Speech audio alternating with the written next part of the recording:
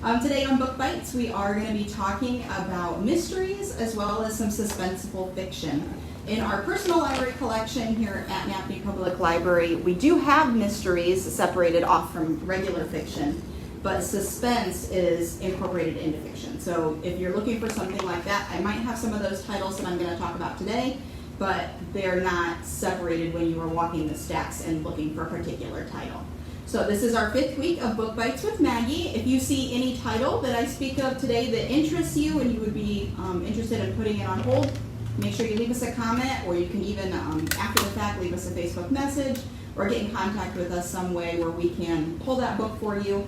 And you can either come into the Napanee Public Library to pick it up on the hold shelf, or you can even use curbside pickup, which is now going to be a permanent thing that we can offer to our community. So you just pull into the parking lot, give us a call, and the staff will bring it out to your car. So we're going to go ahead and get started with some mysteries. I'll Be Gone in the Dark is a book by Michelle McNamara. It is one woman's obsessive search for the Golden State Killer. And this story was one that I probably would not have picked up had it not been for one of my reading challenges. I needed a true life crime. This one was recommended to me by multiple people, and so I started reading this story. It is written from a crime journalist who has a blog, and she has done years and years and years of extensive research for the Golden State Killer. And all of her work and the research that she's put into finding who the rapist is in all of these crimes. He's committed like 50 crimes, seems to target suburban couples in California, and will stalk them before he actually commits crimes. And when she was researching this, she just kept coming back in full loops, and Michelle did a great job compiling lots of information as she was trying to discover who the Golden State Killer was, but unfortunately she did pass away before the book was published. So her close colleague went ahead and finished publishing the book. You do get to find out her involvement in the story and right where her research stops and somebody else picks up. So it's very clear what is her work and what is not.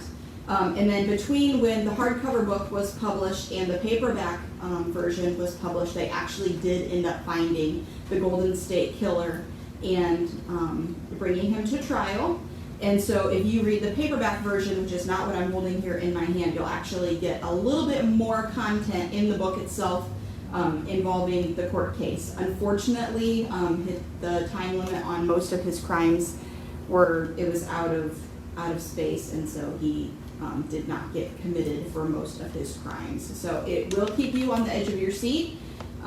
You'll be very, very disappointed in who the murderer is, but maybe this will be a book that you would want to read. Just recently, I read The Last Mrs Parish. This is a book that was on the Reese Witherspoon Book Club Hello Sunshine list. I've been trying to read through most of her titles because the customers that come in here to the library often are asking questions. Hey, have you read this? Have you read that? She does tend to prefer fiction titles, but they can be all kinds of books. So this one here, it's listed in our fiction section, like I mentioned earlier, but it is suspenseful fiction. And when I read this book just a few weeks ago, I was really appalled by the choice in the protagonist. You want to have a protagonist who's telling a story who is upbeat, who you want to root for, who you're cheering on through whatever is happening in the storyline. And I got a third through the book and I wanted to throw it across the room because I was so disappointed in who she was and what her goals were in life. And I couldn't figure out why anybody would want to write from that standpoint. So I kept on reading, and luckily, the second protagonist balances it perfectly, and then it all makes sense. So the way that Liv Constantine wrote this book, the way that she pieced it together and brought the storylines to life, it could not have been done a different way. And the emotions that it brought to me, and probably to anybody else that has read it and would recommend it, makes it a very unique story. So this is The Last Mrs Parish by Liv Constantine.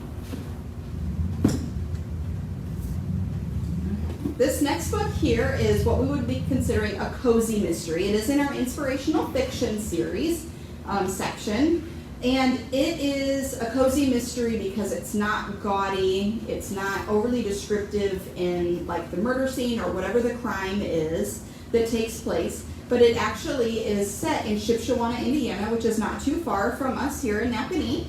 And as you're reading this book, if you have frequented Shipshewana at all, you can kind of picture in your head where different things are happening. Stores obviously have different names, the roads have different names, but you can very easily picture in your head what is happening in this story. And in this book, it's in a group of shops that take, they staff the shops universally. So one day you could be working in a coffee shop, one day you could be working in a fabric store, and so forth.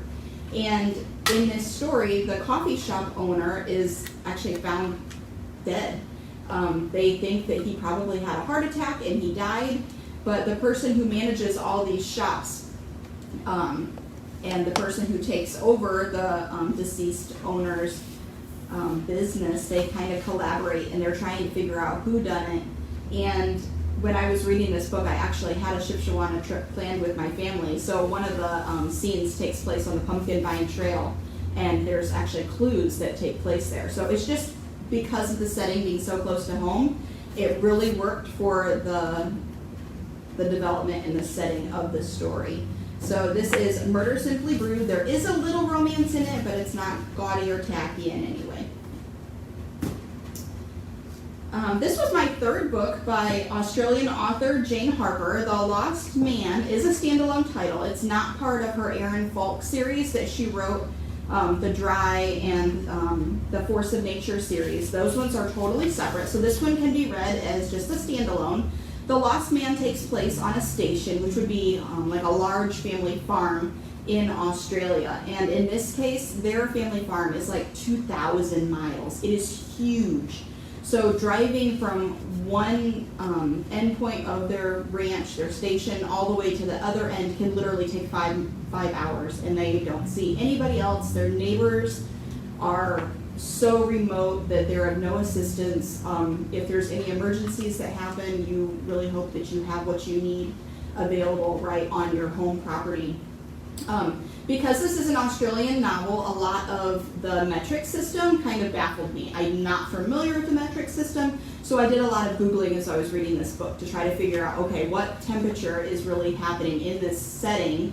And so I would figure out, oh, well, it's 113 degrees on the day of the murder, and how did that play a part in the timeline of the deceased body and all these different types of things? Well, apparently 113 degrees is like not abnormal in Australia. So I did learn something along the way.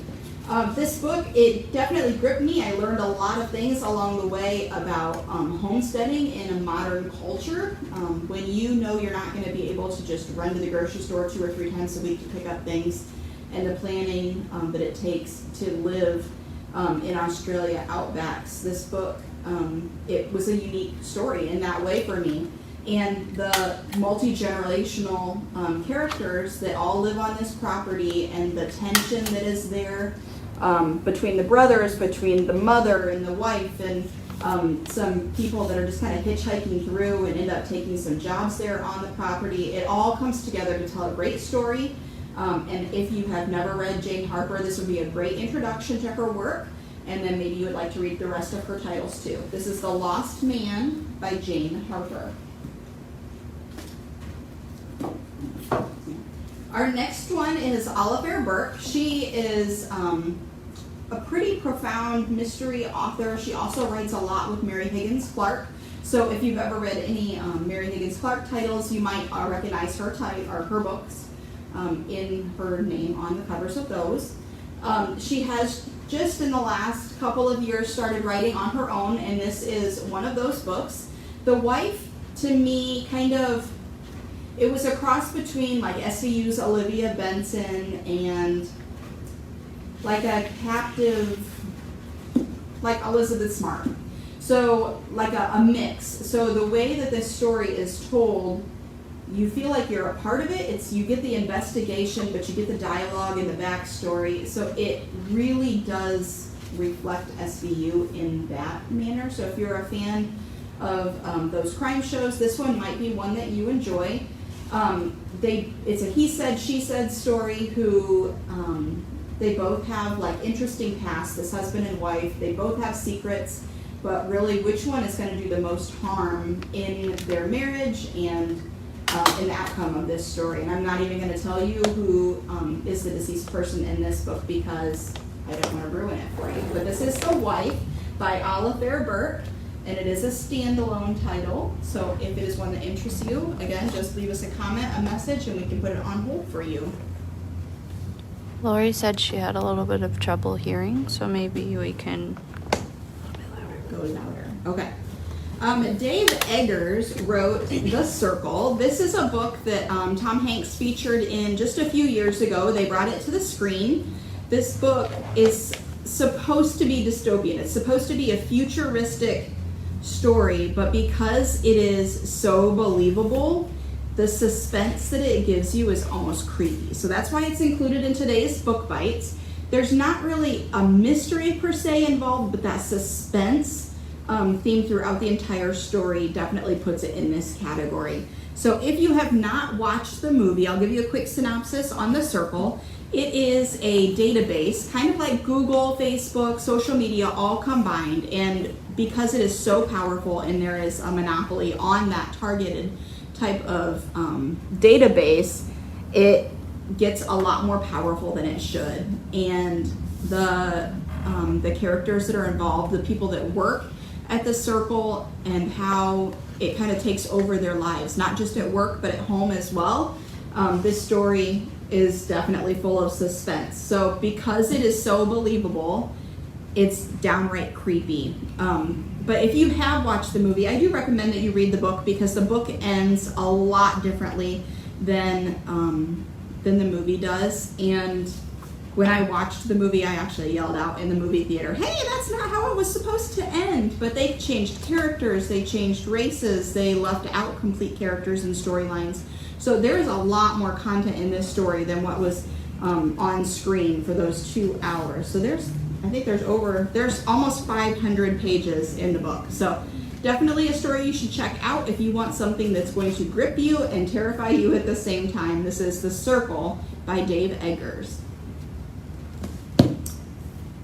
Anthony Horowitz is a very, very common author. A lot of people have read multiple series that he has written. This one is the first one in a series. I do feel like the first book, this one, The Word is Murder, for me, it was probably the high point. The second one, I felt like it kind of fell short in comparison. But the unique way that this story is told, I haven't read anything like it. So the author himself, Anthony Horowitz, becomes like he writes himself into the story. So as you're reading it, you figure out, oh, and wait, what? And so he's interacting with himself as the author, writing about a murder that happens on his job. Are you confused yet? Just a little bit. The Word is Murder is just, it's because it is so unique, it is one that I don't have anything to compare it to. So this book takes place in London, and if you have read any of his other books and you're a fan, this would be one that is unique enough that you should probably try to read it as well. But you could just definitely read the first book, although the two main characters, Anthony Horowitz and the other detective in this series, do have a second title. You don't have to read the entire series to get the point across. So this is The Word is Murder by Anthony Horowitz. Speaking of protagonists that might not be believable, should not be given some, I don't even know how to say this, protagonists who aren't trustworthy. How's that? So that's this next one, Chris Bajulian. I don't know if that's how you pronounce his name. I have featured him on some other Book Bites with Maggie's.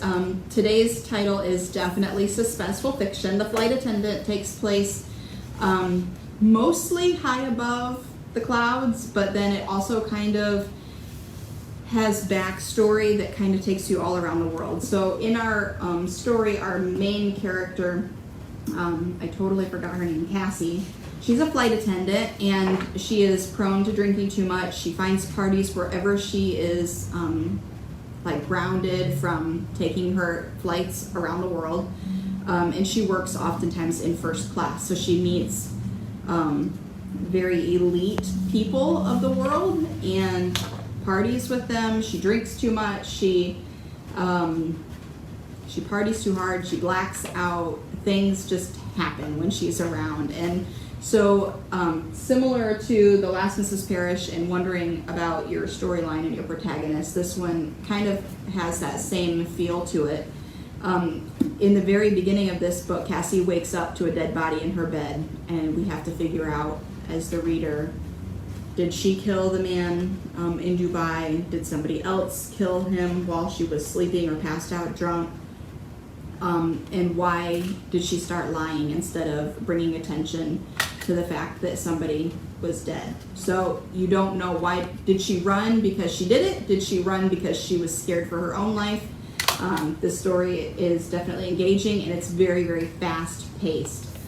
So this one is considered fiction, but again, because it's suspense, that's why it's included in this week's Book Bites. This specific book is large print, so if you need something with a little bit larger text, this would be a great option. The last book that I'd like to feature today on Book Bites is Something in the Water by Catherine Stedman. This book, I only gave it 3 stars just because I felt like its high point was early on in the story, early on in the plot, and then by the time you get down to the whodunit and why and the details of the mystery portion of it, I felt like it kind of was lacking. But the story itself is gripping. It dances around the topics, so you really are trying to figure out what's happening. And if you were in the protagonist or her husband's shoes, what would you do? So those feelings of not understanding what's happening, questioning things, questioning long time relationships and the commitments that you've carried on, and then learning about people and their backgrounds. This mystery would definitely be a good one. So these are the titles that I wanted to highlight today on Book Bites with Maggie. Next week, if you're able to join us, it's going to be our last currently scheduled Book Bites with Maggie, and we're going to be talking about new titles in the Napanee Public Library collection. Those books are going to be 4 months or newer to our collection, and I'm going to have all different types of genres. So if you're looking for something new to read, that would be a great vlog to kind of watch along with us. So again, any of these titles that you saw today, if you are interested in reading them, you can reach out by phone, through Facebook, or other means of social media, and we'll be happy to get them on hold for you, and we'll get them into your hands for the 4th of July weekend. Thank you so much for joining us today. See you next week.